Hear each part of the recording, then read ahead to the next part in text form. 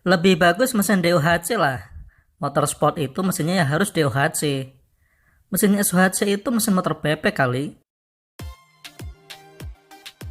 Selentingan kalimat seperti itu pasti sering kita dengar, baik di dunia nyata maupun di dunia maya, bahwa mesin yang bagus itu yang mesin DOHC. Motor dengan mesin DOHC dianggap lebih beringas dan lebih kencang dibandingkan dengan mesin SOHC.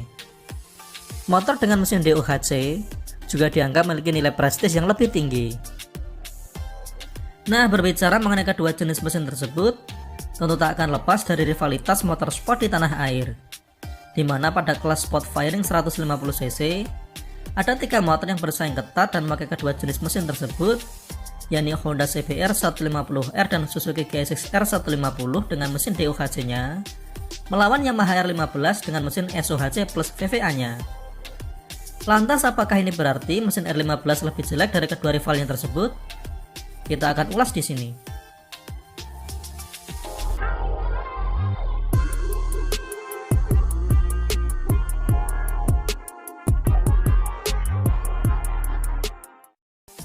DOHC memiliki kepanjangan Double Overhead Camshaft.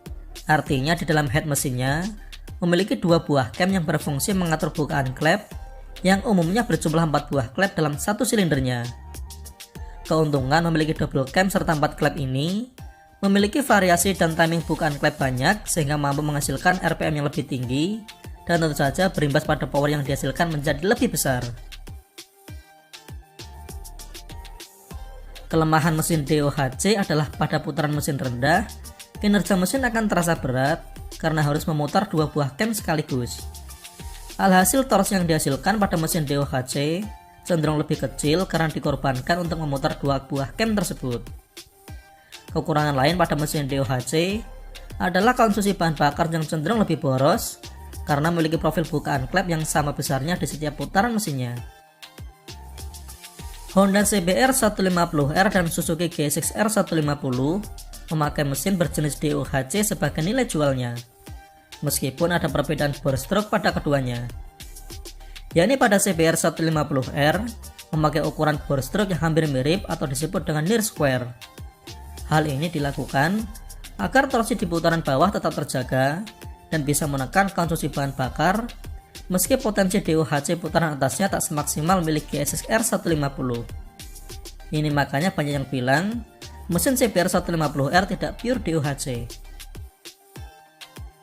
Sementara Suzuki GSX-R 150 memiliki karakteristik overbore, yakni ukuran bore lebih besar dibanding stroke-nya. Kelebihan mesin ini memiliki power yang besar pada putaran atas karena potensi mesin DOHC-nya dapat keluar dengan maksimal. Kelemahannya pada putaran bawah, tenaganya kurang maksimal dan cenderung harus memutar gas lebih dalam untuk berakselerasi awal. Alhasil membuat penggunaan BBM lebih boros. Sehingga banyak yang bilang kalau GSX-R 150 lemot di putaran bawah, namun beringas di putaran atasnya.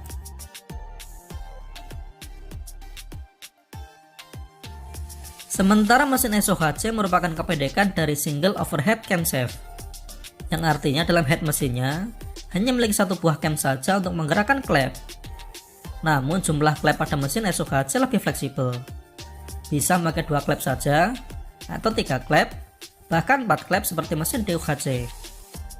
Mesin SOHC memiliki torsi yang melimpah di putaran bawah, sehingga tak butuh banyak membuka gas untuk akselerasi awal, yang berdampak pada konsumsi BBM yang lebih irit. Namun kelemahannya, yakni pada putaran atas tak memiliki power segahar mesin DOHC. Nah, pada Yamaha R15 menggabungkan 2 kelebihan dari kedua jenis mesin tersebut dalam mesin SOHC plus VVA-nya.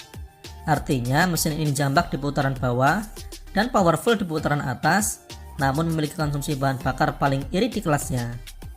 Meskipun hanya memiliki single cam, namun mesin R15 memiliki 2 profil noken yang berbeda, yakni low dan juga high, di mana pada putaran mesin rendah akan memakai profil noken low, sehingga torsi mesin tak terkorbankan untuk menggerakkan klep terlalu dalam.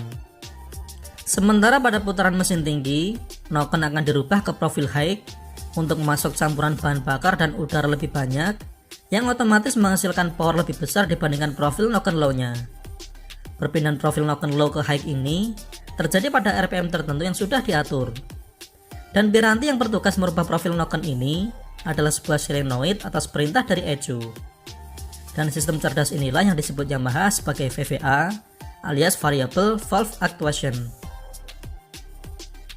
Nah, argumen barusan bisa kita buktikan dengan data sebagai berikut, yakni output power yang dihasilkan dari CBR 150R, G6R 150 dan Yamaha R15 V3.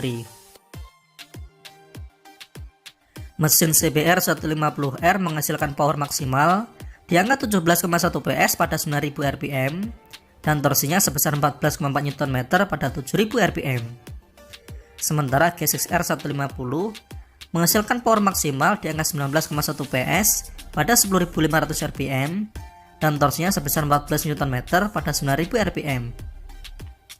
Sedangkan R15 V3 menghasilkan power maksimal di angka 19,3 PS pada 10.000 rpm dan torsi sebesar 14,7 Nm di 8.500 rpm.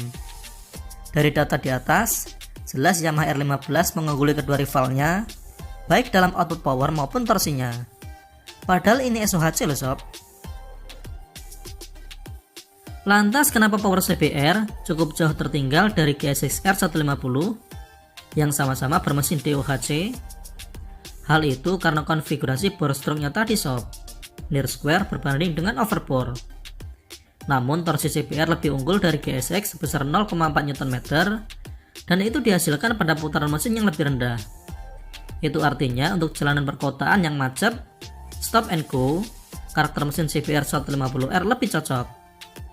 Sementara untuk kebut-kebutan di trek panjang, tentu G6R 150 akan jauh meninggalkan CBR 150R.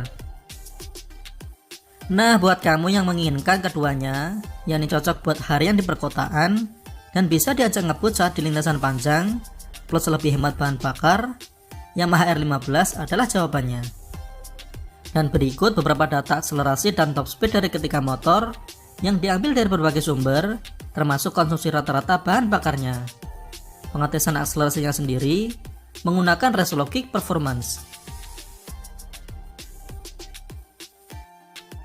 Pada akselerasi awal 0-60 km/jam, CBR dan juga R15 sama-sama membutuhkan waktu 4 detik.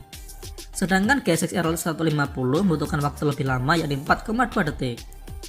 Sementara pada akselerasi 0-100 km/jam, CBR paling lelet yang 12,3 detik, sementara G6 menjadi 11,4 detik, dan R15 menjadi paling kencang yakni 10,4 detik. Sementara top speed yang dihasilkan dari ketiga motor yang masing-masing ditunjukkan pada speedometer, R15 paling kencang yakni mencapai 149 km/jam, sementara G6R 150 mencapai 148 km/jam, dan CBR menjadi yang paling lemot dengan 135 km/jam. Untuk konsumsi bahan bakarnya sendiri, lagi-lagi R15 paling unggul yang mencapai 46 km per liter, sementara CBR 150R mencapai 42 km per liter, dan yang paling boros dan haus akan bahan bakar adalah G6R 150 dengan raihan 38,5 km per liter. Dari data-data di atas, Yamaha R15 unggul di top speed dan mengimbangi di bagian akselerasi awal, namun memiliki konsumsi bahan bakar paling irit. Kalau ada yang berkomentar, hal itu karena cc mesin R15 paling besar, makanya power yang dihasilkan paling besar. Yups, itu betul sob. Tapi apa salahnya dengan cc lebih besar kalau justru lebih irit bahan bakar? Nah, gimana sob? Dengan melihat data dan fakta di atas, masihkah kamu beranggapan bahwa selamanya mesin DOHC lebih baik dari SOHC? Sejauh ini sih nilai jual mesin DOHC masih menjadi daya tarik tersendiri buat konsumen tanah air, karena diangka lebih kencang dan sebagainya. Padahal dengan SOHC plus VVA-nya Yamaha memiliki poin-poin plus yang lebih banyak. Nah, tugas Yamaha tentu saja harus mengedukasi konsumen Indonesia tentang keunggulan mesin SOHC VVA miliknya, supaya tak selalu dipandang lebih inferior dibanding mesin DOHC.